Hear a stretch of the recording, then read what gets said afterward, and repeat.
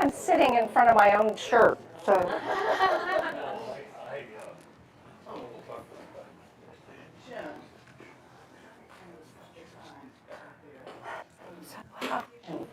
You leave on July 1st? No, we leave local from that. I tell you what, can you all switch places? Oh, sure. Because the camera is Okay. better focused on this one. I've already spilled coffee. That's okay. Don't get it on the book.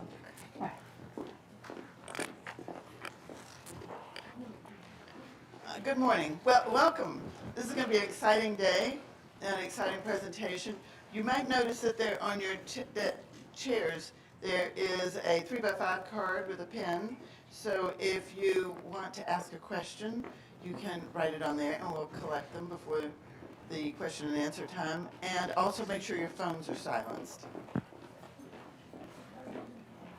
So welcome to our live stream guests and our in-person guests. We have a very interesting crowd here. I'm Nina McLemore, and I want to welcome everyone. You may go to our YouTube page anytime and see the interviews that we've conducted already. So what they are: Susan Page on Madam Speaker about Nancy Pelosi, Lynn Olson on Madame Fourcade's Secret War, which if you haven't read it is fascinating. Dan Glickman, who's a former congressman and secretary of agriculture, who happens to be the brother of Sharon Glickman, who is with us on his book Laughing at Myself. And today it's our third book signing on strong women. There's a message here. The authors are almost all women, and they are our clients. And the subjects are really interesting women whom history has often overlooked. So, although I don't think history will overlook Nancy Pelosi. So first we have Karen Tumulty, who is our author. I think it's interesting that she was born in San Antonio, Texas. She went to UT, that's University of Texas, not University of Tennessee, and she earned her MBA at Harvard. So she went from Texas to the East Coast, liberal East Coast, right? She's a political columnist for the Washington Post, and she received the Toner Prize for Excellence in Political Reporting. Before joining the Post, she wrote for Time magazine, and this is her first book.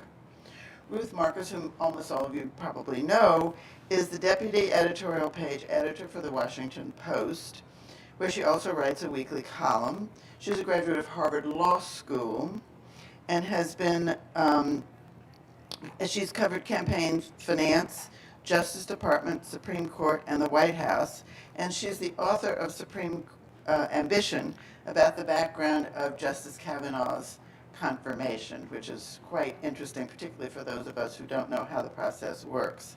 I read 3 newspapers every day, and since in my 20s I've lived in New York and have been an avid reader of the New York Times. I now tell my husband he cannot read the Post until I finish with it, because I think it is the newspaper of America. It covers what's going on in this country. It covers what is happening in the government that affects all of our lives. And I think that the journalists and the op-ed writers are all excellent. So there's no longer a fight in the morning. My husband has accepted that I have to read the Post first. So if you want to understand Ronald Reagan and his presidency, you really need to read this book about Nancy. She was complex, she was fascinating, she was very smart, she was forceful, decisive, and she was beautiful. And of course, from my point of view, she also had a great sense of style. She's, like all strong women, frankly, she's been vilified by the press and by some of her, people who knew her. But now, finally, I think she's being recognized for her contributions to his presidency, to him, his presidency, and the country. The literally made-in-Hollywood marriage of Ronald and Nancy Reagan is an incredibly strong love story. It's the partnership that made him president. Without Nancy, I would say that Ronald Reagan would not ever have been president. Of the pair, Nancy was the one with the sharper instincts about people, the superior radar for trouble, and a great fundraiser. She had the keen sense of how to secure his place in history, and she also totally believed in and was very protective of Ronald. She was crucial in shaping the White House team because she was the one who identified the people who were totally loyal to him and really out for his benefit and not their own. And people who got things done and people who were smart. She played a crucial role in softening her husband's rhetoric and pushing him toward what she saw as his grandest purpose, to leave behind a more peaceful world, including rapprochement with the Soviet Union. Then she took care of the love of her life for 10 years as his Alzheimer's progressed.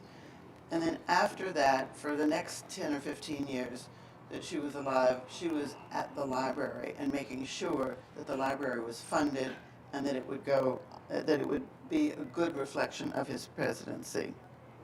Next we have, we're going from the Cold War to the civil rights. And we have Karen Gray Houston, whose uncle was the main legal force and main organizer for Monica bus boycotts in 1955, and her father, who was younger, who helped organize the boycotts, and became a lawyer himself and practiced civil rights law in Ohio. So, and then after that we have more coming. We haven't decided whether we should do them in July and August or whether we should give it a break. But we have a lot of, it's interesting, we have a lot of clients who are authors and writing really interesting books. So I give it to Ruth and Karen. Thank you. Thanks everybody for coming. I just want to say I am triply pleased to be here. I'm first, honestly, aren't we all pleased to be anywhere? Yes. After all of that time.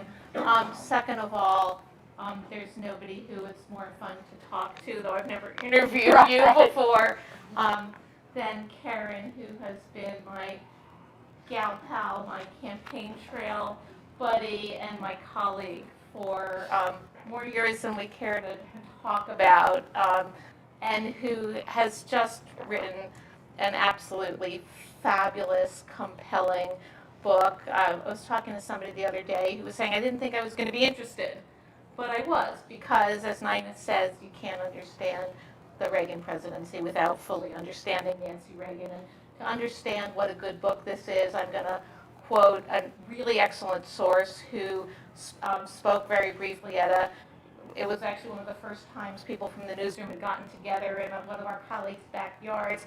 Don Graham, whose mother, Catherine, had weekly lunches? Well, frequent, very frequent, lunches, yeah. with Nancy Reagan, said, I thought I knew everything about Nancy Reagan, and Karen Tumulty's book taught me things that I didn't know, and he had a front row seat to that presidency and that person, that first lady. And it's actually particularly apt that Karen and I are here because this is an actual true story. We were at a dinner talk, I can't remember who it was by, at someone's house, and it was question time, and Nina raised her hand and said, I didn't know who this very attractive woman was, and she says, I'm Nina McLemore. Karen and I were both there. You would have thought, I'm going to use a Nancy Reagan era comparison, you would have thought that Frank Sinatra was in the room. We were swooning. Oh my God, it's Nina McLemore, it's Nina McLemore. Should we, because we were both aficionados of Nina McLemore's clothes because they look great on people, but they also look great on television. And so we came to express our fandom afterwards, and we ended up here spending way more money than we had anticipated with a bunch of our friends on an excellent shopping spree in the before times. So it's great, it's super great to be here at this wonderful store that makes us all look better in person and on television than we have any right to look, just to see Karen's beautiful thing. Karen, do you want to say something before we get started? Sure. As this book took me 4.5 years, and all along the way, people kept asking, why Nancy Reagan? And again, it was my first book. It was not my idea. My publisher and my editor at Simon & Schuster came to me a few months after she died in 2016 and said, we'd like a big biography of Nancy Reagan. And I am such an astute analyst of politics. I thought, Hillary Clinton's going to be a really conventional president. Maybe I'll need an outside project. So that's how I ended up having a book deal. But it turned out to be, her story was so much more compelling than I thought it was. I mean, she really was one of our most controversial first ladies in modern history. A lot of her problems she brought on herself because she had her flaws, she had her demons, and this book does not flinch from those. But as I would do the research, I would begin to understand how both she and Ronald Reagan were the products of very difficult, painful childhoods. And when they met, they completely filled in the voids of each other's personalities, that they filled the needs of each other.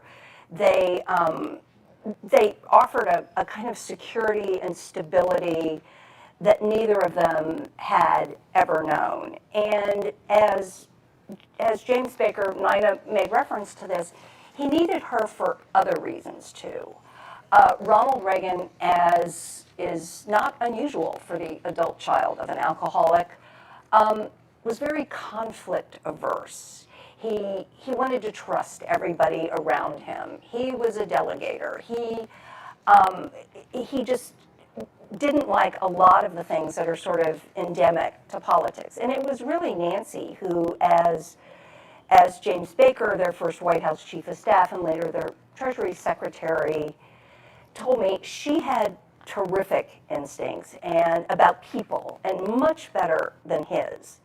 And while she had modeled herself and presented herself to the country as a very traditional wife, somebody who was the scorn of feminism, and she rarely set foot in the West Wing, everybody who worked there knew when she was unhappy about something, and people who were not in her good graces tended not to last for very long. She is a major reason that Ronald Reagan went through no fewer than 6 national security advisors.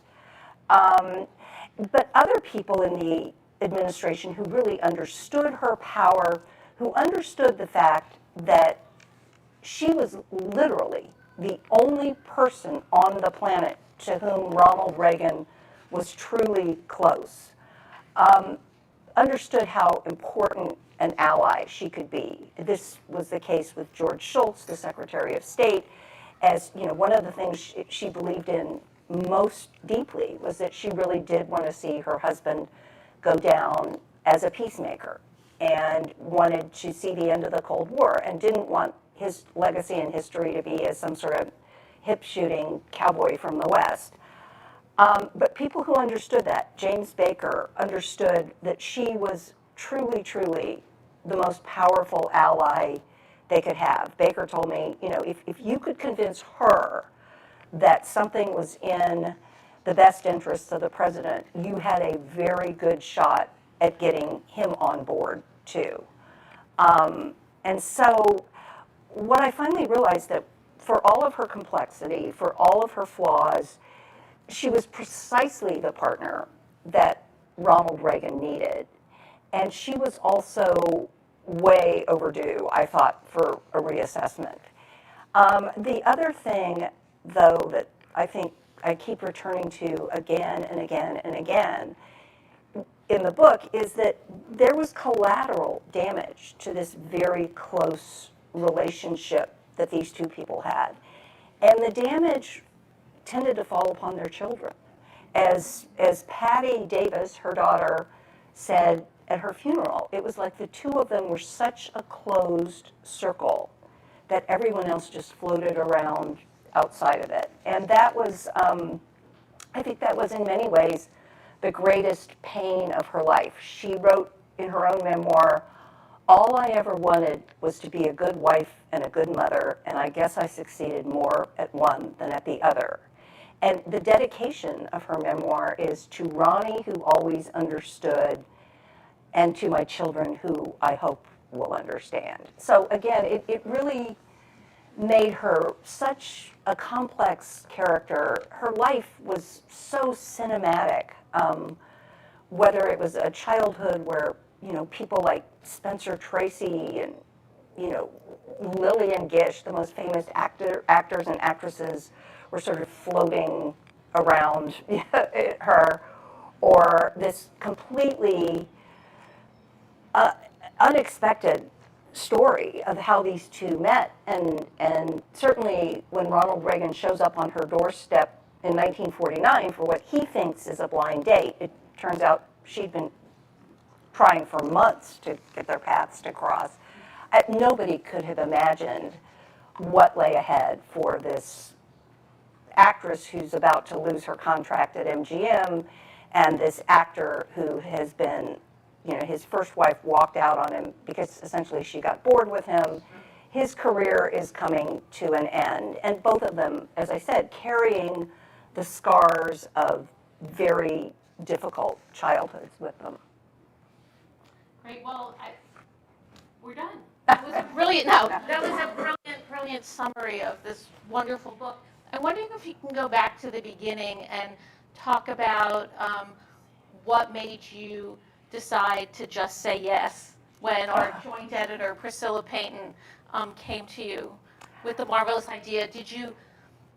For me, writing about Brett Kavanaugh, I had been looking for a book for, this is just a little roof plug, sorry. I had been looking for a book for some time to write because I hadn't written one, felt like it was something on my bucket list. And when the Kavanaugh confirmation hearings turned into something different than I expected, I knew that was the right book for me to write. When Priscilla came to you and said Nancy Reagan, was it immediately clear that this was a good match and a good use of your talents, or did it take a while? Talk about that. Well, I had the same thing. I'd never written a book before. I didn't know if I could write a book before. This is classic, right? And it just seemed like a straightforward story. And the first person, a First Lady book, I mean, what could be more simple? But the first person I called was not my husband. It was our publisher at the Washington Post, Fred Ryan, who also is chairman of the board of the Ronald Reagan Library. And I said, so is there anything to be said about her that hasn't been said? And he just said, long silence, oh yeah. And but I also must stipulate that at no point did he try to influence where the facts took me. I really tried to follow the facts. The reviews have been incredibly favorable, and while there is a lot in this book that is not flattering about her, that is in fact quite painful, the Reagan Library is not challenging a word, which... More than that, they're inviting you, right? Yeah, in fact, they've invited me to do a book signing out there on July 6th, which would have been her 100th birthday, although she would have told you it was her 98th. And so tell us a little bit about the reporting process that you went through. How did you do that? How much was the documentary evidence in the library and elsewhere, and how much was the interviews that you've been able to do? And I wonder if the fact that she was no longer with us freed up some people to say things that they might have, even in her advancing age, been too scared to say. Absolutely. I opened, and the other thing that was happening was that so many of the people who'd been around were either gone or a very advanced age. I opened the book with something George Shultz told me at the age of 97 about a dinner that she arranged right after he became Secretary of State. She sets up a private dinner so that he can hear her husband talk directly about the Soviet Union. Something Shultz did not imagine, that this man who was presiding over the biggest military buildup in peacetime in U.S. history, who had decades of anti-communist rhetoric, who had stocked his administration with hardliners who believed there was no chance we could ever have a working relationship with the Soviet Union. Nancy knew she had to get Schultz away from all of that and let him listen to her husband. And so Schultz goes over to the White House thinking this is just a social dinner, and he suddenly realizes this was the whole reason she set it up, and he also realizes in this moment that she is going to be a crucial ally in all of it. So a lot of it was interviewing people for many, many hours. Her stepbrother just died a few weeks ago. He was incredibly helpful. He was probably the last living person who would have known her as a child, and just proving that no matter how old you get, sibling rivalry never dies.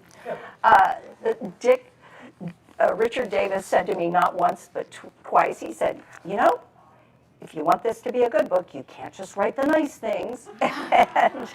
and he could do things like confirm for me what I suspected, which is that her first fiance, who she broke up with, it was because she found out he was gay. And so he confirmed that, and I said, well, how did she know he was gay? Again, I'm talking to a 95-year-old man, long silence, and he says, well, I assume they had a sexual encounter, you know, so anyway. So people were willing to talk to me, I think, about things that maybe they might not have, certainly while he was president, or even while both Reagans were alive. There were an enormous number of tell-all books written during the Reagan presidency, most of which are out of print, but they were helpful. There are a lot of oral histories. I spent many, many weeks at the Reagan Library just going through documents. But what I didn't know about doing research at a presidential library is that there's stuff they have to show you, and there's a whole lot of really interesting stuff that they don't have to show you. What happens when a president leaves office is that an archivist from the National Archives goes through every piece of paper, and it is up to the archivist's independent judgment. Is this an official piece of paper, or is this personal? And if it's official, not all of it's been cataloged, but if you can do a FOIA, they have to show it to you. The personal stuff, it took me a couple of years of negotiations to get into, and they would at points send me in to a room by myself, and they would give me a pad, they would give me a pencil. I was not allowed to take pictures of it. And when I would leave, I would have to give them my notes, and then they would decide whether they would send me back my own notes. But that was where I found a lot of, that is where I went through her mother's diary, and a lot of, there was one box, and this stuff is not necessarily cataloged. I found one box full of just random stuff that they had taken out of her last residence. And mixed in with other stuff, I find a 4-page handwritten letter from Ronald Reagan begging his father-in-law, Nancy's father, on his deathbed Loyal Davis was an atheist. And Ronald Reagan writes this 4-page letter begging him to accept God before he dies and spelling out his own religious faith. There's another letter in the same box written in... You hadn't realized before that the depth of President Reagan's, Ronnie, as you call him through the book, and that's an interesting decision, of his religious belief. He really does. I mean, there's not a word crossed out in this 4-page letter, and he really does sort of describe why he believes what he believes. And I ended up writing a column about that for the Post. I went to the library and said, look, I don't want to wait for the book for this. I think it's historically important. So they gave me permission to reproduce that. But the same box had like a letter written in pencil by his mother in 1911, the year he was born. Another letter she wrote to friends in 1937 when he gets his first movie contract. And it was just extraordinary. And what happened, though, was I really wanted to go back to the library and keep digging, because there apparently are several boxes of letters between her and Prince Charles, where, among other things, Charles really lets down his hair about the divorce, and then COVID hit, so the library shut down. So, but they're there if somebody wants to go look for them. Well, I guess we'll have the paperback. Right. You need to go get those. I want them, Yeah. yes. Said as an editor. I am wondering if, did you ever meet Nancy Reagan? I was in Washington in the 80s, but I covered one presidential vacation in Santa Barbara, and I know there was like a grip and they did a little party for the press at somebody's ranch, not theirs, and there was a little grip and grin, but that would have been the only time. Are there questions that, because I had the frustration of writing about a live person, so I'm not going to do that again. I want somebody to be dead. Right. But you had the frustration of writing about a dead person. Are there questions that you'd just be dying to ask her? Yeah, to me, the fundamental conundrum I would love to ask her is how she could have been so shrewd and on the mark about her husband's image and so often so clueless about her own. I mean, going out and buying expensive china and redecorating the White House in the middle of the worst recession since the Great Depression, borrowing designer clothes and not giving them back. She would just do these things over and over and over again, even though when she was doing something in his interest, she was totally on the mark. It's amazing. Do you have a theory of the case there? Because I'm going to bounce mine off of you. I think part of it, a lot of this comes from Hollywood and appearances, and she also thought that she would be received the way Jackie Kennedy was. When she redecorated the White House, Jackie Kennedy won an honorary Emmy for the show shown on all 3 networks, where she gives a guided tour of her also very expensive, and again, all of this is done with private donations, but very expensive renovation of the White House. I just don't. So I thought as I was reading the book that yes, she had the Jackie Kennedy model, but it would have become pretty clear to her pretty quickly that for whatever reason, fair or unfair, was not going to work for her, and in particular the clothes were a problem. And though she tried to fix it with that famous secondhand clothes song that she appeared at the Gridiron Club, she never really did. And I was actually reminded, of all people, of Hillary Clinton as I was thinking about Nancy Reagan. And I was thinking about Nancy Reagan's very fraught and not always economically stable childhood. And then I was thinking about Hillary Clinton and the dumb things that she did. For example, the $100,000 that she made on commodities trading, just brilliant trading.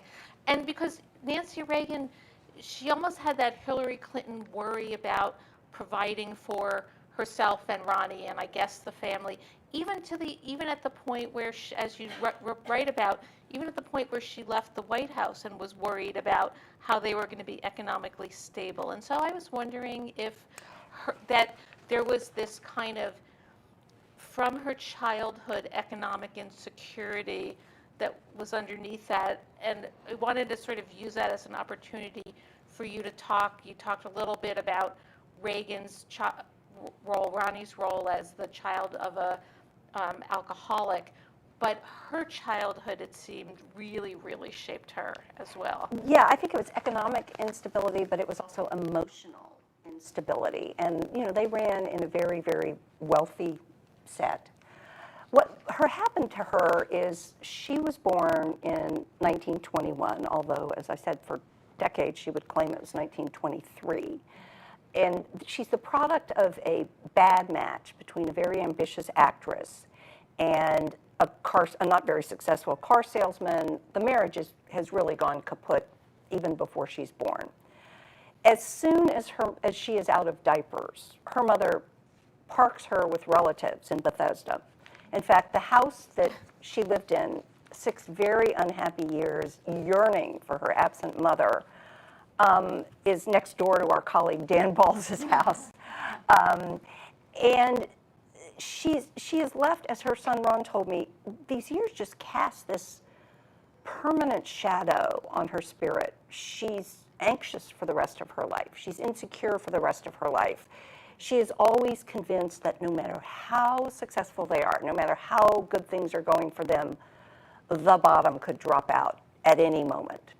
And that seems to be confirmed for her 2 months into her husband's presidency, when she almost loses him to an assassin's bullet. She's, he's much closer to death than they let the country know at the time. It's one of the reasons why she turned to an astrologer. I mean, both Reagans had always been sort of interested in astrology. But Ronald Reagan actually had a religious faith. He believed that God had spared him because God had a purpose for him, and that gave him a kind of peace. She did not have that kind of faith, and she is just desperately grabbing for anything that could give her some kind of sense of control, because she is so convinced that anytime he leaves the White House, there is someone else out there who is waiting to finish off the job that John Hinckley tried to do. She's obsessed by the fact that presidents who are elected in years that end in zero tend to die in office. So she does kind of these nutty things, like she, having an astrologer. What could be less secure than for the president's security than to turn over the timing of his movements to a woman in San Francisco who Nancy Reagan herself has barely ever met? I mean, she develops, starting in the 1950s, but it becomes pretty serious after the assassination attempt in the White House, a dependence on prescription drugs that is serious enough that it is of concern to not one but two White House physicians. I mean, she really is, she spends her whole life just sort of this bundle of anxiety, which really does go back to her childhood. I mean, to give her mother credit, Edith Davis finally comes and retrieves her. She says, I'm getting married, I've met this neurosurgeon in Chicago. Her mother really gives you the model that the Reagan marriage would follow, because even though her father was a very successful, brilliant man of medicine, that wasn't going to propel them up in society. It was really Edith's networking that does that.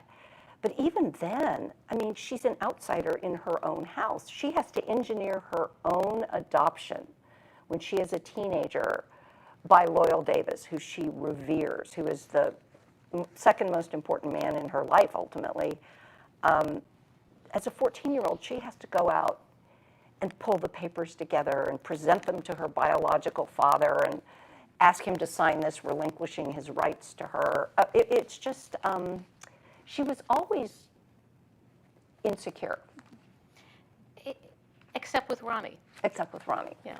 I want to get to two, where there's so much substance in terms of her role as First Lady, but because you came prepared with some things, I want to get to one of them. One of the things that she's best known for substantively, and perhaps ironically, given her own reliance on prescription drugs, is the Just Say No campaign. Was that, how did that come about? Was it just sort of silliness of a slogan, or did it really help deal with a growing problem in America? So Just Say No is something that grows up after the end of her husband's first year in office, which is swallowed by her anxiety over the assassination attempt, but also she's just made one big error after another. Polls are showing her the least popular First Lady in the history of polling, and they realize she's going to have to go out and at least look like she's doing stuff for other people. But I do think that Just Say No was a cause she truly believed in. I mean, she was on the road constantly pitching this. Now, it is easy to sort of shrug it off and say, oh, that was just family-friendly cover for the Reagan administration treating, and they did. They treated the drug problem as a law enforcement problem, not a health problem. They were cutting the social programs for treatment and prevention. But Just Say No is... Their own kids were doing drugs. Right, and their own kids were doing drugs. There was that. But Just Say No was really aimed at elementary school children. And so I was looking for something that could tell me whether it really made any difference. And I found, and people keep asking me about this, so for once I actually brought the numbers. There's something called the Monitoring the Future Project. It's funded by the National Institute of Drug Abuse. And it has been surveying the attitudes of kids about drugs since 1975. And in 1979, more than 54% of high school seniors said they had used an illicit drug in the past 12 months. By 1992, that number had fallen by nearly half. And their attitudes shifted just as dramatically over the same period, where only a third of high school seniors in the late 1970s said they would disapprove of a friend trying marijuana. That percentage had more than doubled by the 1990s. So, this use of peer pressure, family pressure, to just change the acceptability. And then in the 1990s, you see the numbers go right back to where they were in the 1970s. And I also talked to Joe Califano, no Republican. He was Jimmy Carter's he was Jimmy Carter's HHS secretary and LBJ's chief domestic policy advisor. And he was the founder of the National Center on Addiction and Substance Abuse at Columbia University. And he told me it was a great message. It was simple and it was clear and it was what you wanted kids to do. It also sent a message to parents. This is what you should be telling your kids. And ultimately, Califano puts Nancy Reagan on his board. So yes, you can say it was just camouflage for a lot of policies, the incarceration of a lot of men who were disproportionately men of color. But I do think that, at least in the period of the 80s, you do see young people's attitudes towards drugs and specifically marijuana shifting. And she also played an important role in another health crisis of the Reagan administration, which was the AIDS epidemic that began and was dealt with not always appropriately by Ronald Reagan.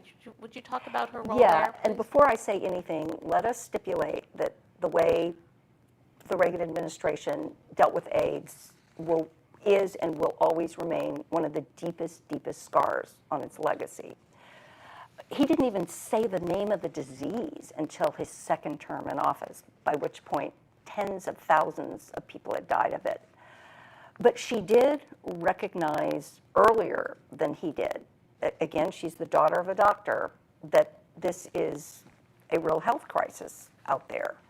Her son Ron is dancing in New York. He's with the Joffrey Ballet. He's part of the arts world. He's seeing it up close. And so Ron told me that slowly they would sort of try to Nancy could see problems abstractly. Ronald Reagan needed to put a face to them. He gets it with Rock Hudson. But they would try to sort of move him privately into a different space. But most of the people in the Reagan administration were social conservatives who thought this wasn't a health problem, this is a morals problem. William F. Buckley actually wrote a column suggesting that HIV-positive people should be tattooed on their buttocks if they were gay and on their arms if they were IV drug users. I mean, this is an acceptable argument at the time. Ultimately, though, Reagan is going to have to give his first speech. I have an entire chapter on it. She will not allow the West Wing to write the speech because it had until recently been run by Pat Buchanan, and some of the things he wrote about AIDS sufferers were just horrifying. She goes out, recruits her own speechwriter. The speech is not perfect, but I was able in the library to see the arguments that were going on around the speech, the memos. The speechwriter told me he was able to win arguments with, Reagan had never even met Everett Koop, his Surgeon General, on the subject of AIDS. And so there are massive arguments going on as to what this speech would say. And Landon Parvin, the speechwriter, told me, when I could win an argument just by saying, this is what the First Lady wants. And when Reagan finally belatedly appoints a high-level commission to look at the epidemic and how the administration has handled it, it became known as the Watkins Commission, It is Nancy Reagan who insists that there be at least one openly gay expert on this commission.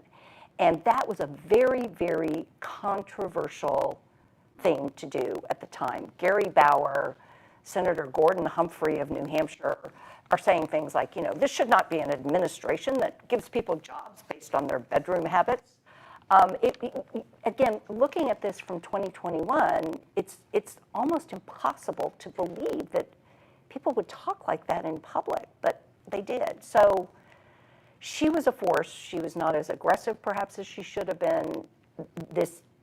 It remains a scar on Reagan's legacy, but I was able to see what was going on internally, and it was pretty revealing.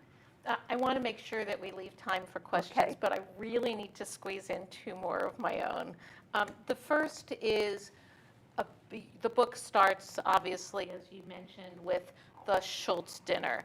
And it talks about something that we never, I don't think, even understood about Nancy Reagan. When I think about Nancy Reagan and the Soviet Union, I think about her relationship with Raisa Gorbachev, which you chronicle so perfectly. Why? But she played a role that we didn't understand at the time, or perhaps until your book, in terms of promoting that rapprochement and détente. Why was that? Talk about that a bit, and why was that your opening scene? And did you know it was your opening scene, writer-to-writer question, from the moment that Schultz told you that story? No, I had written the whole book sweating, how the heck am I going to get into this book? And then it was only after I finished writing the rest of the book that I realized Schultz had given me the keys to the kingdom here. My friend Ann Blackman, who's sitting there in the second row, got to watch up close. She was in Moscow for at the time as a reporter, and got to watch up close the Raisa-Nancy relationship, which was difficult. Yeah. So, and I start the book, not with my own words, but with those of Lou Cannon, a legendary Washington Post reporter who is the world's expert on Ronald Reagan. And his words were about her was, Reagan always knew where he wanted to go. She had a better sense of what it was going to take to get there. And so she was pushing for him. They would have big arguments over the fact that Reagan had called it an evil empire. And I have somebody in the book who was having dinner with them and witnessing just Nancy going after him on, why could you say that? But it wasn't because she had some grand geostrategic sense. It was because she wanted this to be her husband's place in history. She had a better understanding of what her husband's thoughts were, that a man who had so many decades of anti-communist rhetoric, in fact, also there existed a strain of idealism that he believed it was in fact possible to have a world without nuclear weapons, and he was a very strong believer in the biblical prophecy of Armageddon.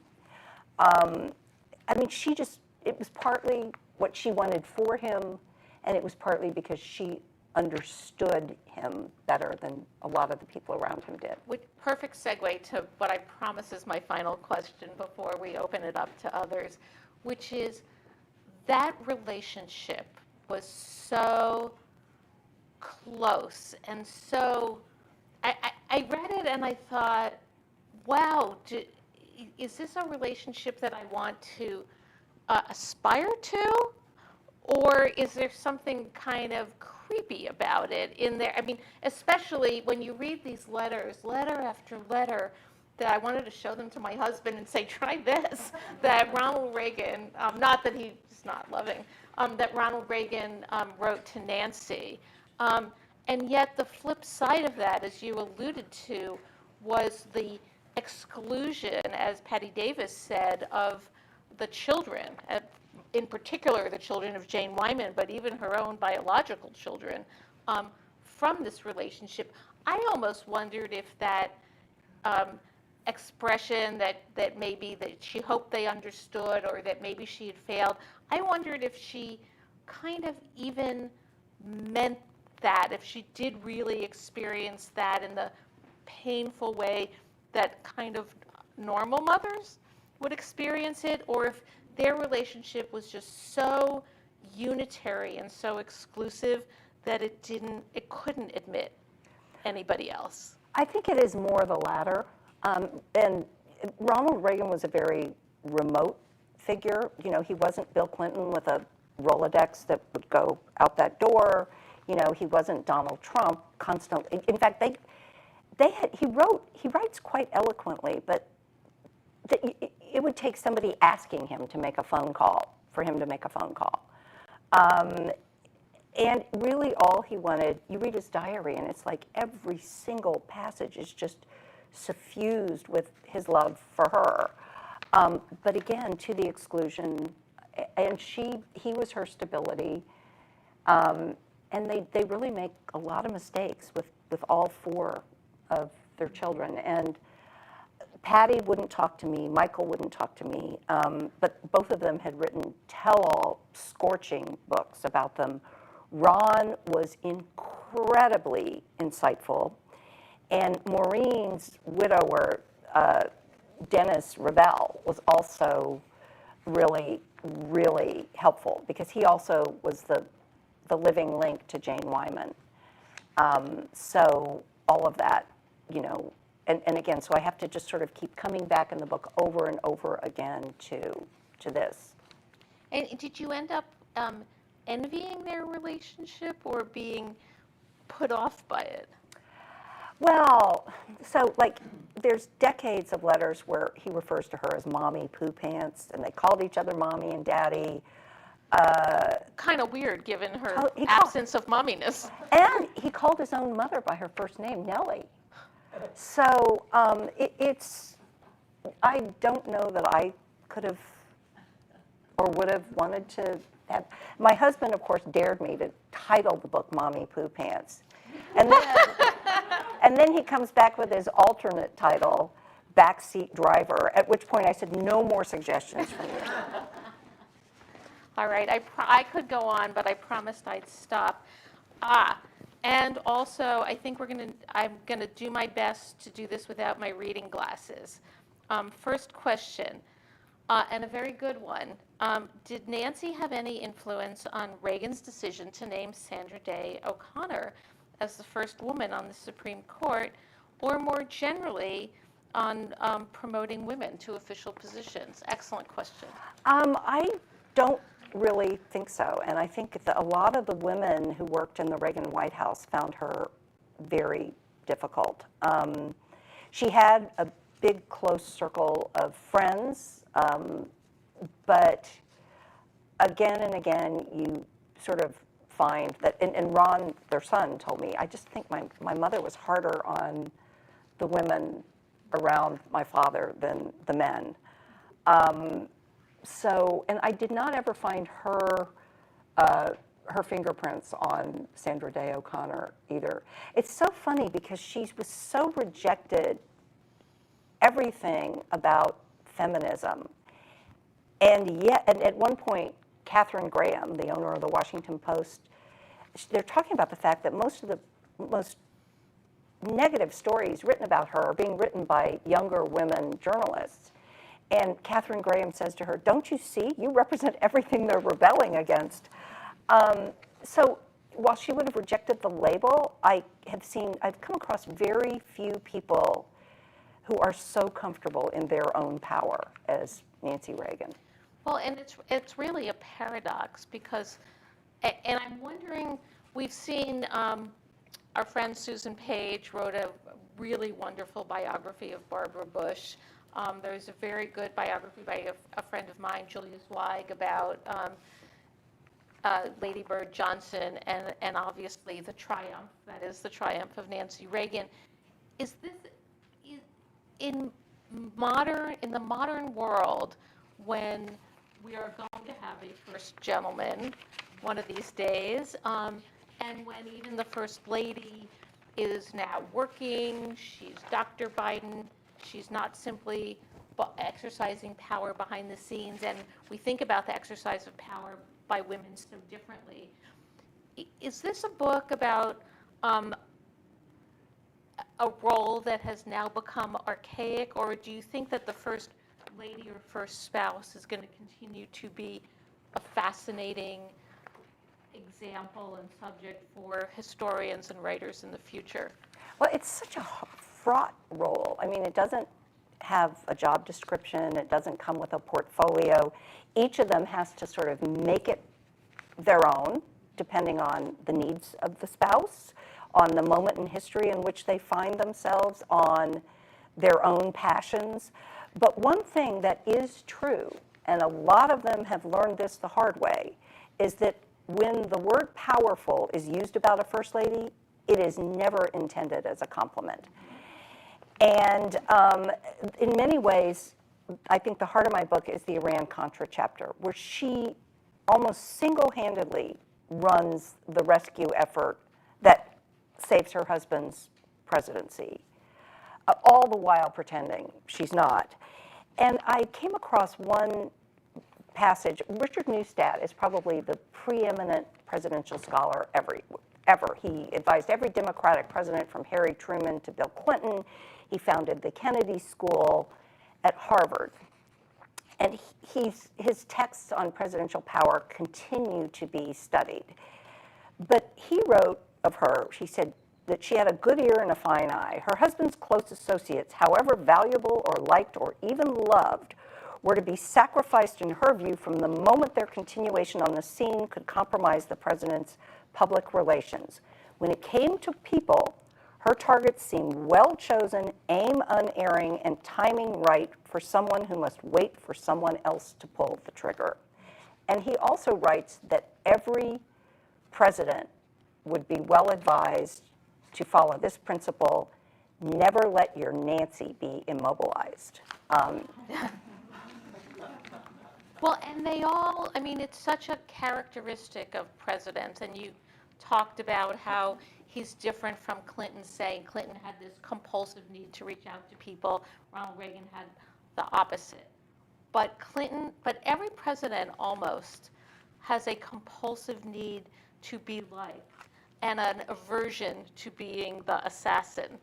And so the assassin, the personnel assassin, turns out to be, and the tougher one often turns out to be, I think, the First Lady. And we saw that time after time with Nancy Reagan. And elaborate on the Iran-Contra role, because it's so fascinating.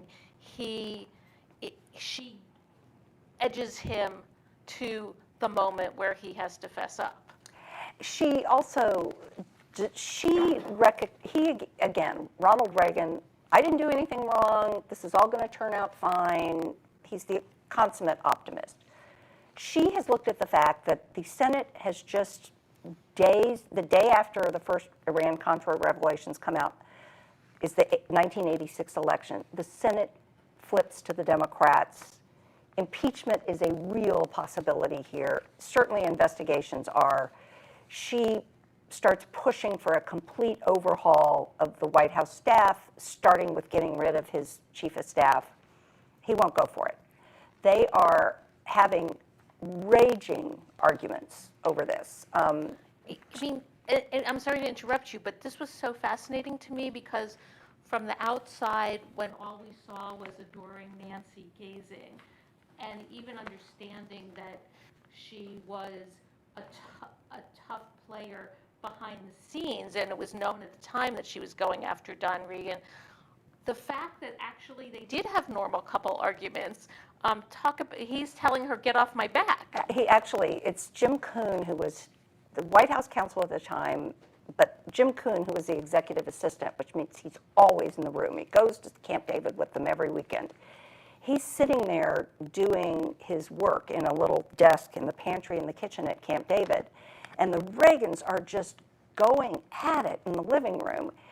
And he hears Ronald Reagan scream at her, and he's told me this was louder than he had ever heard any human voice say, get off my goddamn back. And she just won't let go of it. So then she decides to sort of bring in other people. And Don Regan, the chief of staff, would pick up the phone, and he'd hear her voice on the other end of the line going, oh, Don, are you still here? But ultimately she wins. But then there's something even more important that she has to do, which is for the first time in this scandal, which involves selling arms to our enemy, Iran, as basically ransom payments for hostages, an illegal diversion of funds to rebels in Nicaragua, something Congress has specifically banned. And Reagan keeps saying, oh no, that wasn't what I was doing at all. I don't think anybody's ever shown he even knew about the illegal diversion of the money, but he certainly knew that he was paying ransom for hostages. And for the first time, the country believes that Ronald Reagan, who won 49 states in the 1984 re-election campaign, is not being straight with them. So Nancy, he's going to have to give a televised speech where he speaks to the country, really, for the first time. She once again is not willing to trust this speech to anybody in the West Wing, most of whom are protecting their own hides at the time, because people could and would go to prison for this. She once again recruits Landon Parvin to do the speech. She does something that probably would be viewed as pretty close to the unethical line. John Tower has run the investigative commission. She sneaks him into the White House. There's a semi-secret tunnel that goes from the bottom of the Treasury building into the East Wing. Landon Parvin gets there. Reagan's top political advisor, a guy named Stu Spencer, is there. They're the only two living people who were in the room for this. But Nancy has John Tower lay out for the president how deep the trouble that he is in. Tower tells him you should get your own lawyer for this. And Tower, a Republican former senator from Texas, is so distraught by having to deliver this news to the president that he at one point starts sobbing. And Reagan does something incredibly gracious at that moment because Tower has run the investigation. Reagan gets up and thanks Tower for his service to his country. And it is at that moment that Parvin knows that Reagan is finally at a spot where he will say the words that the country needs to hear, which is that in my heart, I didn't think this was what I was doing, but now that I look at this Tower Commission report, I have to accept the reality of what I did. The speech is hailed by Johnny Apple of the New York Times as the most important mea culpa since the Kennedy Bay of Pigs speech. Reagan's numbers go up 9 percentage points overnight, and it really is the speech that saves his presidency. And again, the whole thing was engineered by Nancy, including going out and recruiting the outsider who would write it rather than trusting anybody around her husband to do it. So the final question is one that looks both back and forwards. Who is your favorite person from the book, and what is your next project? If anybody has any ideas for a next project, I would love to hear them. Do you want to write another book? Not right away. I still feel like I'm in the late room, so I don't know what I want to name my second child yet. One of our colleagues has already done that, and I somehow think it wouldn't be quite as interesting. And so my favorite person in the book may have been Stu Spencer, who was the political consultant who guided Reagan's career from the beginning to the end. And I spent so many hours with him. Again, he's in his 90s, totally sharp, hilarious, great memory. The person I may be most indebted to, though, is Jim Kuhn, who was the executive assistant, as I said, always in the room. People had initially warned me. They had said, he's not going to tell you anything. I did an interview with him. It was fine for a couple of hours. Then about 6 weeks later, he calls me up and he says, we need to talk again and bring your tape recorder. It is, I think, a number of people who are willing to tell stories because they understood that if they don't do them now, these will forever be lost. And what changed him, do you think? I have no Your idea. charm. That was it. Your knowledge, I mean. But he loves the book. And, you know, again, he just had a photographic memory of it. And he was always just the guy in the room. And he was a very young, you know, late 20s, early 30s person at the time. Ruth, can I just say something with you? Having covered Nancy Reagan throughout much of her time in the White House, and Karen told me she was going to do this book, I just kind of groaned to myself, like, oh my God, she was so difficult, and you know, and when I read the book, I was just knocked over by the detail and nuance and kicked myself for not having known more. And having read both the Lady Bird Johnson recent bio and the Nancy Pelosi one, people who I generally have more feeling for, I mean, this book is so much better. Karen really did a great job. That is an excellent point to end on. Thank you, Anne. I would agree.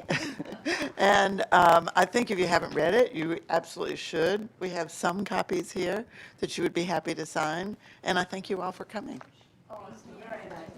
Thank you. It's so much fun. So much fun. Thank you so much for doing it. Now go buy things. Thanks for bringing up the lunch. I am.